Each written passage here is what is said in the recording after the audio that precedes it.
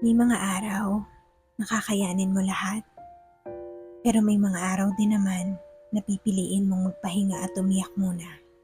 At ayos lang yon. Marahil ilang beses ka nang tinalo ng pagkakataon, kaya pinili mo nang kalimutan kung paano maging malungkot, kung paano umiyak ng pansamantala, at kung paano magpayakap sa Diyos kapag hindi na talaga kaya. Kung ngayon ay pagod ka na, hindi na talaga kaya, at ang puso mo ay sugatan na, pwede kang umamin na mahina ka.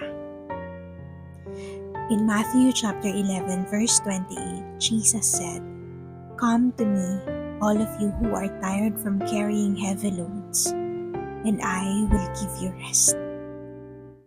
Pwede kang umuwi muna at maging anak, magsumbong sa Panginoon at ibigay muna sa Kanya ang lahat. You cannot stay strong all the time, but you can be honest with God. Matagal-tagal ka na ding lumalaban ng mag-isa. Subukan mo namang magpahinga muna. At kapag ang mga tuhod mo ay sugatan na, pwede kang umuwi at maging anak muna. Mahigpit na yakap, with love and prayers, Noel.